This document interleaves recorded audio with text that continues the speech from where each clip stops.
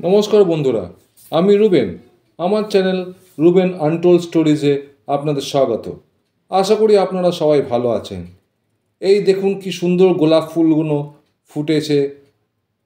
এখন সেই কীভাবে সুন্দরভাবে ফুটে উঠেছে। আমাদের মনে আছে, আমি আমার আগের একটি ভিডিওতে দেখিয়েছিলাম এই গোলাপ গাছগুলো কী সুন্দর প্রুনিং করেছিলাম। প্রুনিং মানে আমি ছাঁটাই করেছিলাম। তারপর তাদের খাবার দিয়ে ভালো করে যত্ন করে তাদের পরিচর্যা করেছিলাম। তার ফল এখন আপনারা দেখতে পাচ্ছেন, এই সুন্দর ফুলগুলো কীভাবে ফুটেছে। আমি এই লাস্ট ভিডিওতে দেখিয়েছিলাম কীভাবে বাগানের মাটি একবার ব্যবহার করা হয়ে গেলে তা কী করে আবার পুনরায় ব্যবহারযোগ্য করা যায় তার প্রসেস। আজকের ভিডিওর লাস্টে আপনারা দেখে নেবেন সেই মাটি কি সুন্দরভাবে আমি তৈরি করে দিয়েছিলাম, তৈরি হয়ে গেছে আবার পুনরায় ব্যবহারের জন্য। আজকে ভিডিওটি পুরোপুরি শীতকালীন সিজনাল ফুলের ওপর আজকের ভিডিওটি তৈরি করেছি, কারণ এখন গরমকালে ফুল বিশেষ করে আমার বাগানে যে জবা ফুল আছে তাদের ফুল এখন ফোটে না প্রায় বলতে গেলে। আজকে মেনলি সেই ফুল নিয়েই আমার ভিডিও। ফুল আমাদের জীবনের সৌন্দর্য, আনন্দ ও উৎসবের প্রতীক।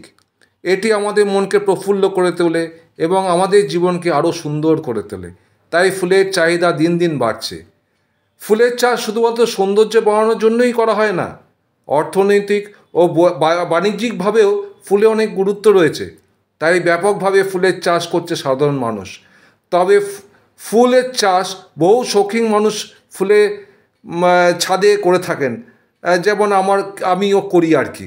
এটা ব্যবসার জন্য নয়, নিজের মনকে ভালো রাখার জন্য, একটি সুন্দর সময় কাটানোর জন্য আমি এই রুফটপ গার্ডেন করে থাকি।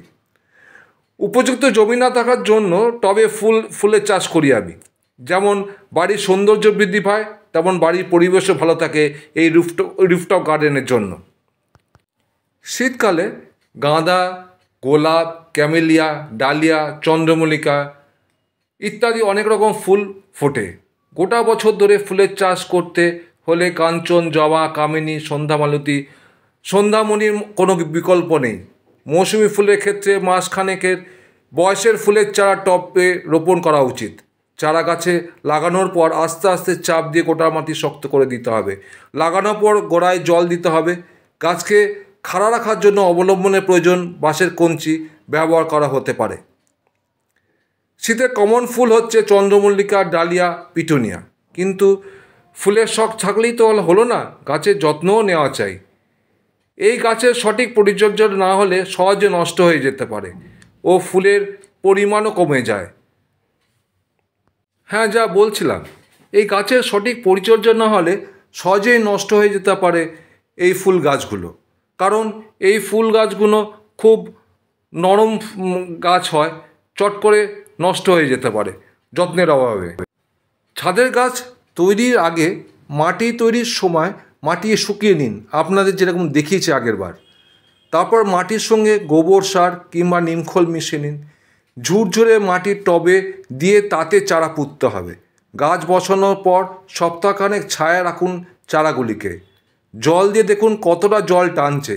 একদিন জল দেওয়ার পর মাটি আর্দ্রতা বেশি থাকলে তাতে পরের দিন আর জল দেবেন না। এই সময় অল্প যত্নে গাছ ফুলে ভরে যায়। নভেম্বর শেষের দিকে যদি বসিয়ে রাখেন চারা, তাহলে সারা শীত ধরে ফুলে ফুলে ভরে যাবে। কি ফুল গাছ লাগাতে পারেন এই শীতে? এই অল্প সময় যত্নে গাছ ফুলে যায়।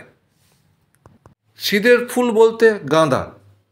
গাঁদা খুব অল্প যত্নে বেড়ে ওঠে এবং গাছ ভরে ফুল দেয়। রক্ত গাঁদা, হলুদ গাঁদা, রকমই গাঁদা গাছ বসে ফেলুন টবে। তারপর ফুল হলো ডালিয়া, শীতের আরও একটি উল্লেখযোগ্য ফুল।